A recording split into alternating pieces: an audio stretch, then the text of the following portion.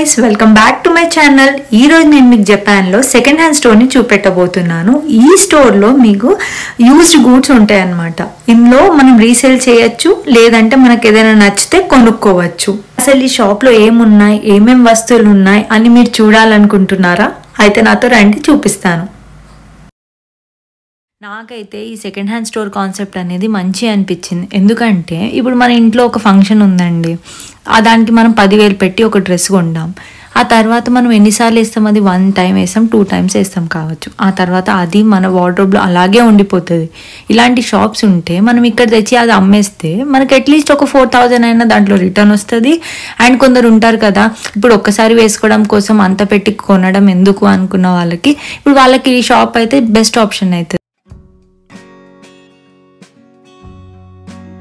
Mostly ఇక్కడ western wear and Japanese tradition డ్రెస్సెసే ఉన్నాయి.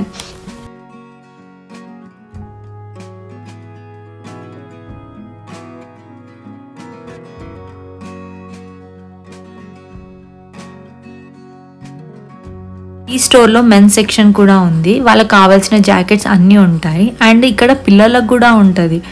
అండ్ ఇవి అన్నీ చూస్తే మీకు అనిపించి ఉండొచ్చు, ఏంటివి కొత్త బట్టల్లా ఉన్నాయనేసి. యాక్చువల్గా వీళ్ళు ఇక్కడ ఏం చేస్తారంటే, ఎవరైనా సేల్ చేశారనుకోండి ప్రోడక్ట్ని, వాళ్ళు నీట్గా క్లీన్ చేసి మళ్ళీ ఐరన్ అంటే డ్రై క్లీన్ చేసేసి ఐరన్ చేసేసి మళ్ళీ నీట్గా వీళ్ళు ఇక్కడ అమ్ముతారు. అసలు ఇది సెకండ్ హ్యాండేనా అని మనకే డౌట్ వచ్చేలా ఉంటాయి ఇవి. షూస్ చూడండి, ఇది యూజ్ చేసిన షూ. యాక్చువల్గా అయితే చూడండి, అసలు కొంచెం కూడా మనకి యూజ్ చేసినట్టే లేదు. షోరూంలోకి వెళ్ళి ఇప్పుడే తీసుకొచ్చినట్టుంది. కట్లరీ ఐటమ్స్ కూడా ఉన్నాయి, ప్లేట్స్, బౌల్స్ అన్నీ చూడండి. అసలు అవి కొత్తలానే ఉన్నాయి. నాకైతే ఏ మాత్రం అవి యూజ్ చేసినాయి అన్నట్టయితే నాకు అనిపించట్లేదు. అవి అంత బాగున్నాయి ఇక్కడ.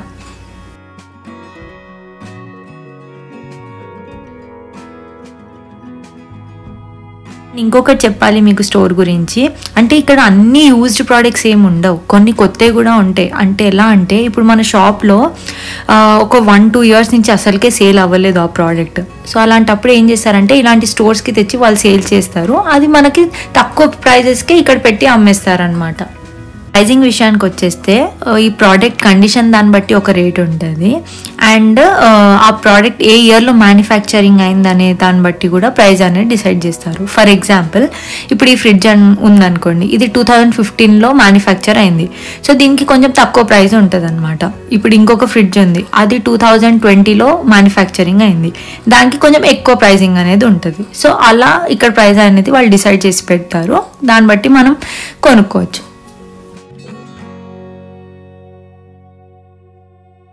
ఎలక్ట్రానిక్సే కాదండో, ఇక్కడ ఫర్నిచర్ కూడా ఉంది. డైనింగ్ టేబుల్స్లో కూడా మనకు కావాల్సినట్టు 2 సీటర్, 4 సీటర్, 6 సీటర్ అన్నీ మన షోరూంలో ఎలా దొరుకుతాయి అలాగే ఉన్నాయి ఇక్కడ. అయితే కిచెన్లో ఉన్న ఐటమ్స్ మంచిగా ఆర్గనైజ్ చేసుకోవడానికి ఇక్కడ రెడీమేడ్ క్యాబినెట్సే ఉన్నాయి. ఇవి జస్ట్ మన ఇంటికి తీసుకెళ్ళి సామాన్లు చదువుకొని యూజ్ చేసుకోవడమే. మేమైతే జపాన్కి వచ్చిన కొత్తలో ఇక్కడ కాస్ట్ ఆఫ్ లివింగ్ చూసి చాలా షాక్ అయ్యాము. అసలు ఇవన్నీ మనం ఎఫోర్డ్ చేయగలుగుతామా అని అనుకున్నాను. కానీ మా ఒక ఇండియన్ ఫ్రెండ్ ఇలాంటి స్టోర్ని సజెస్ట్ చేశారు. సో వాళ్ళు కూడా మోస్ట్లీ ఇక్కడే కొంటారన్నారు. సో అందుకే మేము ఇది చూడంగానే థ్యాంక్ గాడ్ అని అనుకున్నాం. ఎందుకంటే ఇప్పుడు ఒక కొత్త ప్రోడక్ట్ వచ్చేసి 25,000 ఉంటుంది ఒక స్టవ్. అదే మనం ఇక్కడ కొంటే 5,000లోనే వచ్చేస్తుంది. మోస్ట్ ఆఫ్ ద ఫారినర్స్ ఇలాంటి స్టోరే ప్రిఫర్ చేస్తారు. ఎందుకంటే ఇక్కడ మనం ఎన్ని డేస్ ఉంటామో మనకు తెలియదు కదా. సో అలాంటప్పుడు ఎక్కువ మనీ పెట్టి కొత్తవి తీసుకోవడం కన్నా ఇక్కడ రీజనబుల్ ప్రైస్లో తీసుకొని మళ్ళీ మనం రిటర్న్ వెళ్ళిపోయేటప్పుడు ఇక్కడే సేల్ చేసేసి ఏ టెన్షన్ లేకుండా వెళ్ళిపోవచ్చు. జపాన్లో అసలు షెల్ఫ్సే ఉండవు. సో అలాంటప్పుడు ఇలాంటి వార్డ్రోబ్స్ని మనం తెచ్చుకొని మన క్లోత్స్ని నీట్గా ఆర్గనైజ్ చేసుకోవచ్చు. బుక్స్ని కూడా మంచిగా ఆర్గనైజ్ చేసుకోవడానికి బుక్ షెల్ఫ్స్ ఉన్నాయి ఇక్కడ. టీవీ పెట్టుకోవడానికి different types of TV stand with shelves ఉన్నాయి. ఈ సెక్షన్లో హోమ్ డెకార్స్ ఉన్నాయి. ఇక్కడ చూడండి, జాపనీస్ డాల్ కనిపించింది, ఎంత క్యూట్గా ఉందో.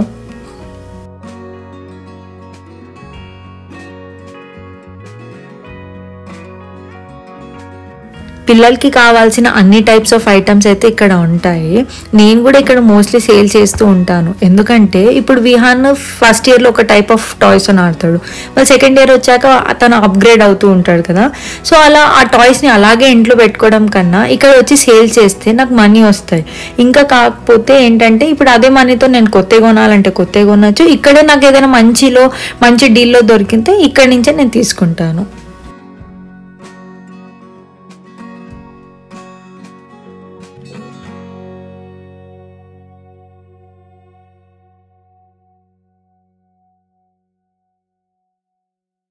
మా విహాన్ అయితే టాయ్స్ చూడంగానే అసలు ఆగలేదు. సర్లే అని కొంచెంసేపు ఆడుకొని అని అలా వదిలేసాము.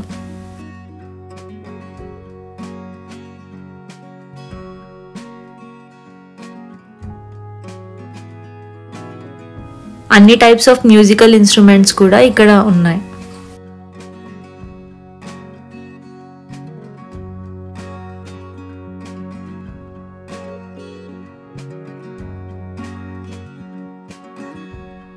ఇవి వచ్చేసి జాపనీస్ ట్రెడిషన్ వాళ్ళు కిమోనో ఉంటారు. ఇప్పుడు మన ఇండియాలో శారీ అనేది ఎలా మన ట్రెడిషనల్ డ్రెస్, అలాగే ఇక్కడ కిమోనో అనేది వాళ్ళ ట్రెడిషనల్ డ్రెస్ అనమాట. వాటికి కావాల్సిన యాక్సెసరీస్, క్లోతింగ్ అన్నీ ఈ ఏరియాలో ఉన్నాయి.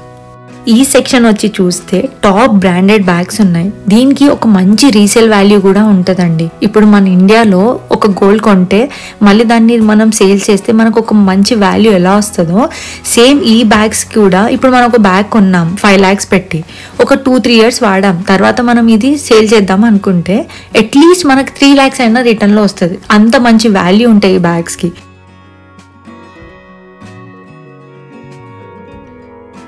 ఇక్కడ చూస్తే ల్యాప్టాప్స్ అండ్ అన్ని టైప్స్ ఆఫ్ యాపిల్ ప్రోడక్ట్స్ అయితే ఉన్నాయి. ఇవన్నీ యూజ్డే, కానీ ఏ కండిషన్లో ఉన్నాయి అనేది అయితే క్లియర్గా అక్కడ మెన్షన్ చేసి ఉంటారు.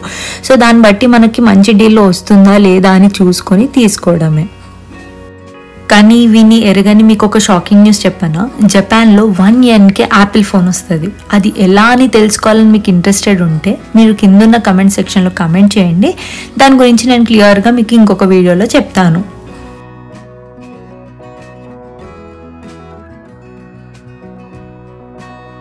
సో ఇదండి ఇవాల్టి వ్లాగ్. మీకు ఎలా అనిపించిందో నాకు కమెంట్ సెక్షన్లో కమెంట్ చేయండి. And thank you so much నన్ను సపోర్ట్ చేస్తున్న అందరికీ. అండ్ ప్లీజ్ నా ఛానల్కి లైక్, షేర్ అండ్ సబ్స్క్రైబ్ చేసుకోవడం మర్చిపోకండి. Thank you, bye.